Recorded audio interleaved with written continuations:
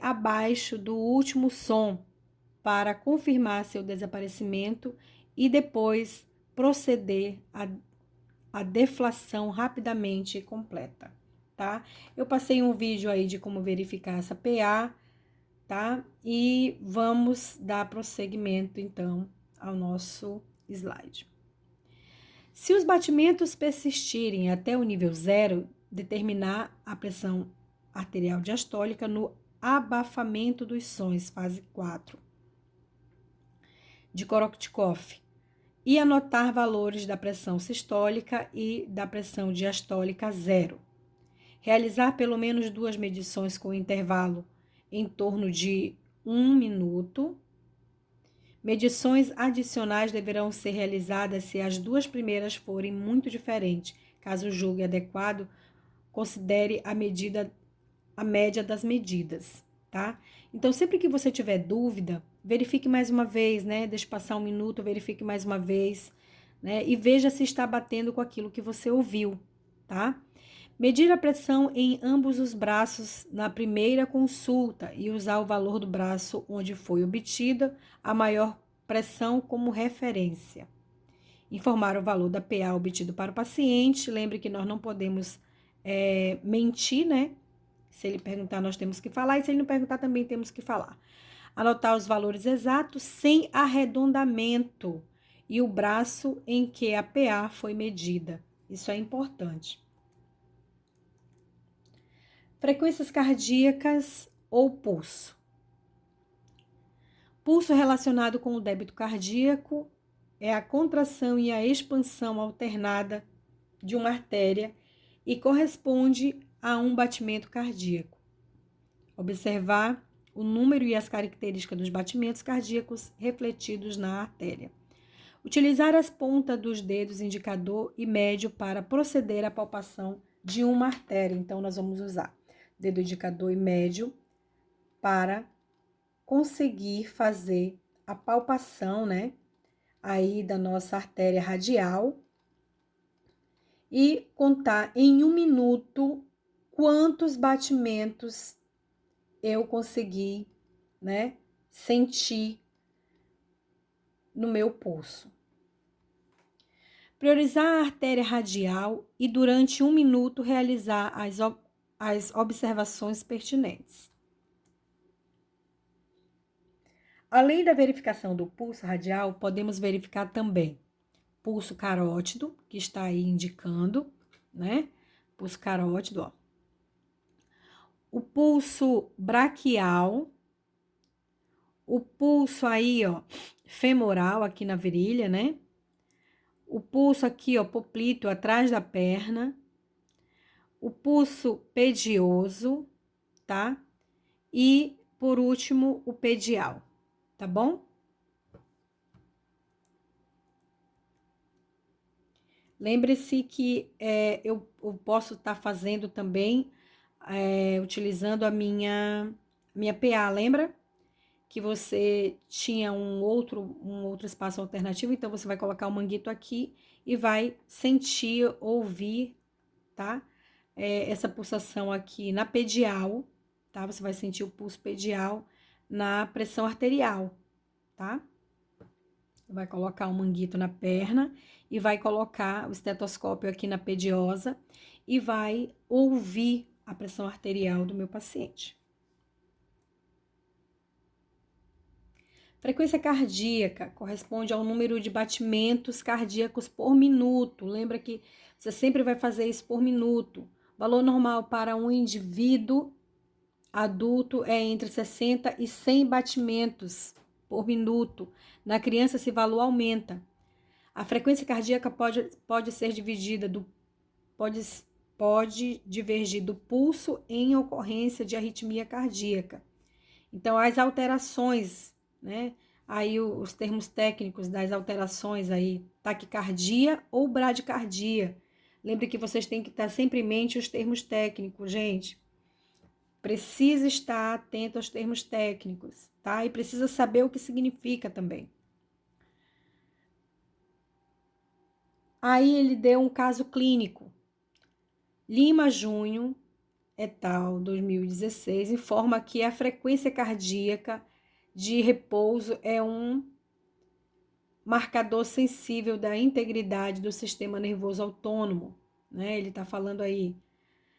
Frequência cardíaca de repouso elevada está diretamente associado à mobilidade por doença cardiovascular.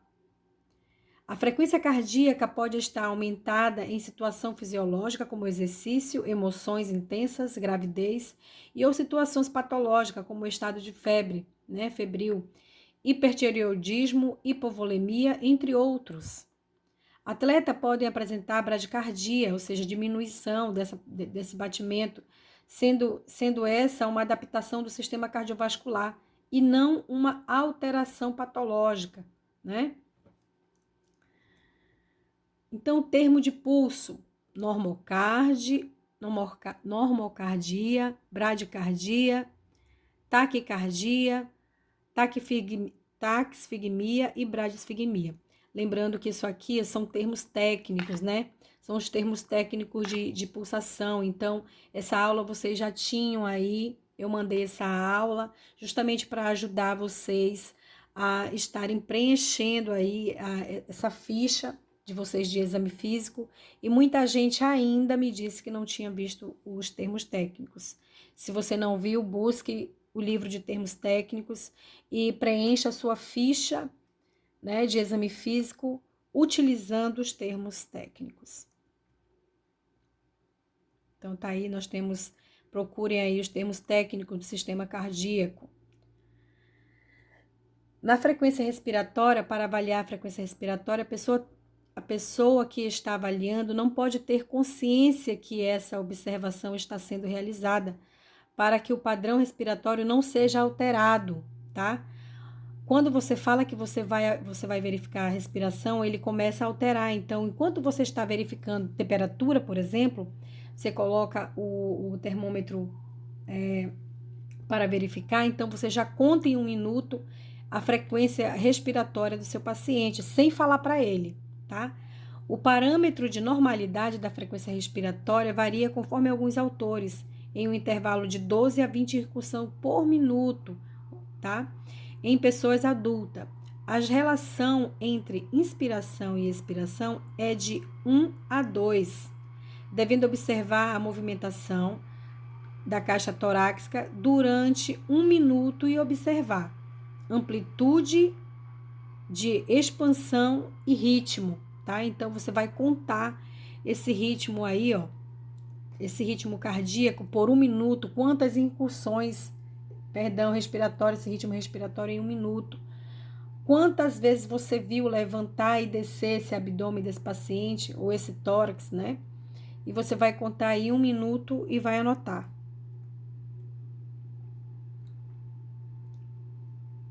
Frequência respiratória e ritmos. Aí ele tá falando aqui, ó, ele tá dizendo aqui, ó, sobre os termos técnicos, né?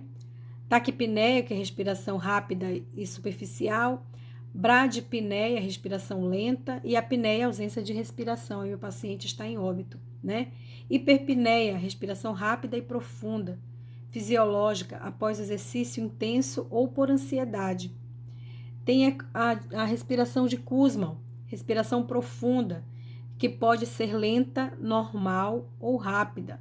Preste atenção, então isso aqui, ó, você busca lá no YouTube, que ele tem um canal que vai ensinar, que diz quando é respiração de Kussmaul, como que apresenta essa respiração. Tem uma pessoa lá que está fazendo como que é uma respiração de Kussmaul, tá?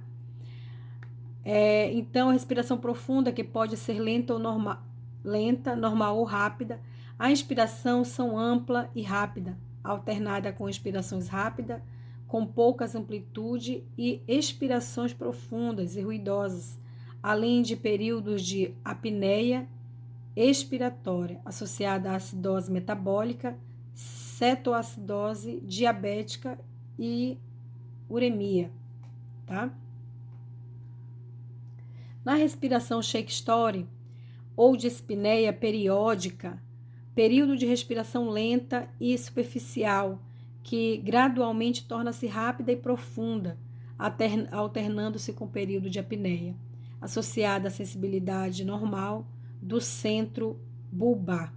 Ocorre em recém-nascido com imaturidade do centro respiratório, pessoa com insuficiência cardíaca grave, com acidente vascular cerebral, traumatismo crânioencefálico, intoxicação por barbitúricos ou opioides.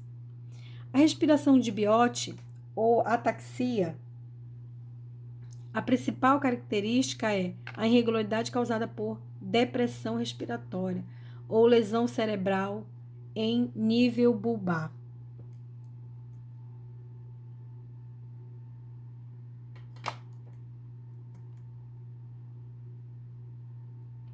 E aí está aí a frequência respiratória, né? Está aí a frequência respiratória.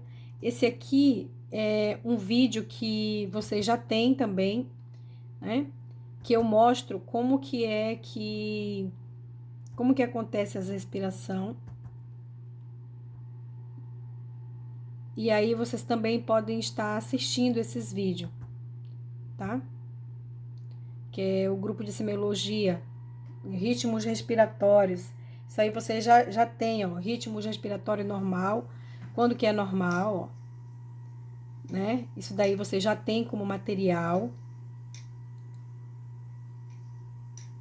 E aí tem respiração dispneica também, que você já tem esse material, que eu disponibilizei lá para vocês, tá?